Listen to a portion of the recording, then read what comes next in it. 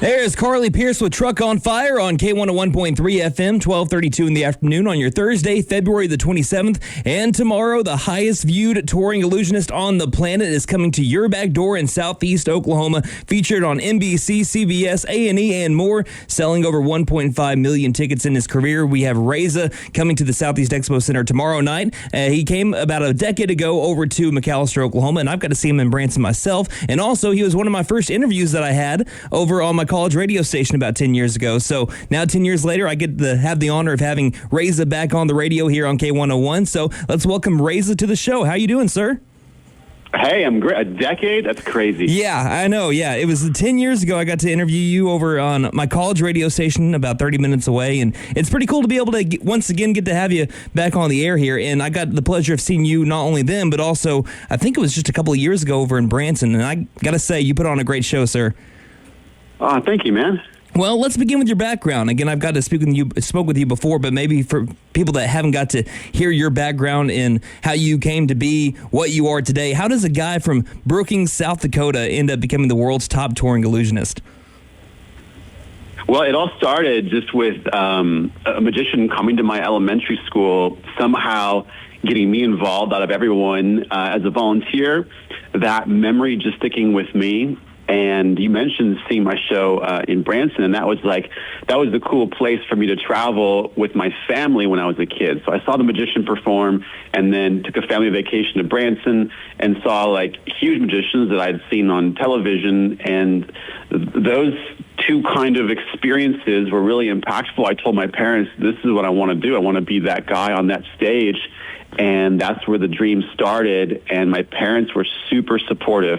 They started driving me to my performances, helping me build the business model, understand the business aspect, which was huge, and even like building props with me in the garage. So that family support, I think, made it possible. And from there, I was very blessed to have some doors open up early on for opening acts for big musicians and performers, for like Huey Lewis and the News and Steve Aoki and Trace Adkins, and that allowed the fan base to grow. So it was really cool to have that support early on. But now it's really cool to be able to come back places, like you said, 10 years ago in McAlester, and be able to come back now and see people, again. That's such a cool thing. Yeah, and we mentioned it before. You got to go be opening acts for all these people, and then you took it even further. You've been on all these major networks we mentioned, like NBC, CBS, A&E, and you got to go on to shows like Duck Dynasty and Penn and Teller. When did it click with you that you made it? Like doing TV is kind of weird because it's not an instant reaction like it is with a live audience. And so I think where it clicked to realize that you made it is when I filmed something, forget that I had filmed that TV show, and then I'm clicking through and just randomly see yourself on television. I think that's the feeling like, hold on a second, maybe this is going somewhere, this little career thing. So that's a cool feeling. But I mean, really, like the reaction of a live audience, that is so rewarding. Working hard to create something is over a year process sometimes to develop just one single piece for the show. So putting out there and hearing people gasp and react, and I think there's a sense of I don't know about like I've made it, because it isn't necessarily about me, but it's about this art form that I get to share with people. But having that be appreciated, enjoyed, it's a very fulfilling thing as well. Do you still get the jitters before performances? Not really. It's because I do it, almost every day of my life, and so that feeling starts to go away. The excitement is there, but that nervousness kind of fades away unless we're doing something brand new. Then there's some nerves. Absolutely. I gotcha. So now let's get to the show itself. What separates your show from others that maybe you saw in Branson and that other people have seen themselves? Well, the show is like a rock concert meets a magic show. It's highly interactive, but I think what separates it a lot is that most people have this idea of magic being a cliche art form where it's almost predictable. Like the girl goes in the box, oh, she's going to get sawed in half, and so we have twists and turns where there's things you're not going to expect. And then the production value of having lighting and sound and musical elements kind of intertwined with the magic. So it's like a moving experience where you're feeling things. You're feeling, hopefully inspired. There's a kind of a through line with the show is following your dreams. Like to share a little bit about how I followed mine and hopefully inspire others. And whatever their goals are in their own personal life, so to have a takeaway like that, that's not common, in a magic show. I feel like you perfectly summarized your show based on what I got to see a couple of times before. And also, I think you've done a fantastic job of being able to bring this kind of art form that you mentioned to a modern audience. I think it really entraps the audience as soon as you get the show started, and it lasts the entire time that it goes through, too. And I think that it's a good pace, and it doesn't feel like you're all leading up to this one trick. I feel like the entire show is a fantastic it's a joyride from beginning to end, and I don't want to spoil it for anybody because I ended up loving the final one that you did a couple of years ago, the last time I got to see you over in Missouri. But what does one of your favorite acts entail? Don't spoil too much, but what does one of your favorite acts entail? Well, I think you're alluding to one that's been a signature piece of mine for a long time, and it's my favorite. A lot of the show changes. In fact, the show that we're bringing to McAlester tomorrow is almost entirely different than the last time that we were there. Not even just 10 years ago. I think that was the first time we were there.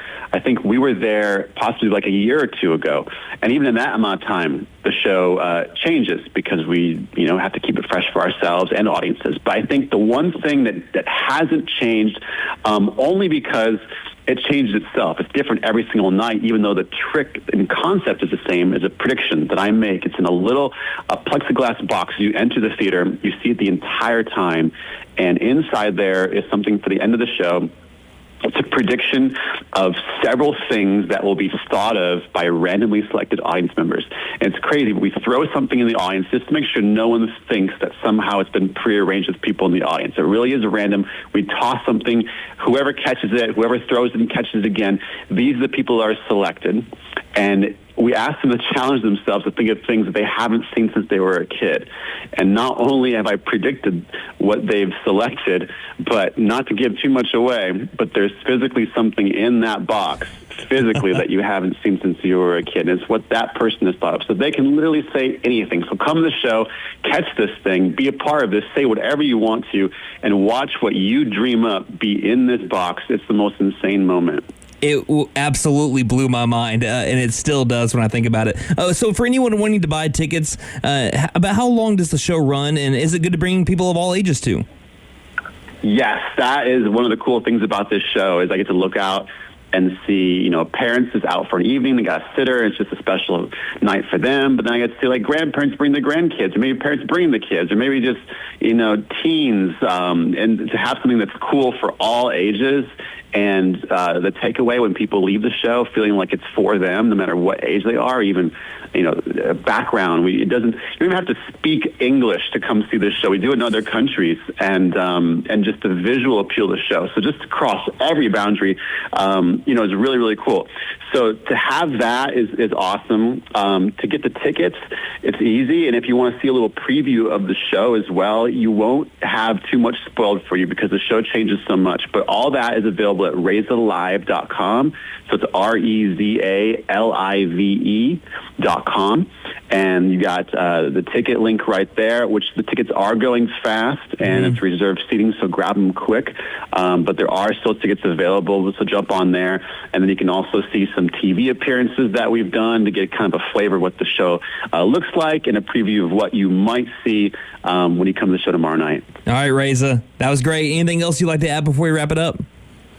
Just can't wait to see you guys after the show. We do a meet and greet as well. And so whoever has a chance to be a part of that, It's kind of a bonus feature of the show. Get to come backstage and see some secrets, not everything exposed and revealed, but see some of the techniques that we use and what happens behind the scenes of the show as well. Photos, autographs, and that's always a great time as well. All right, Reza, it was so great to be able to hear from you again. I can't wait to see you tomorrow night over in McAlester, Oklahoma.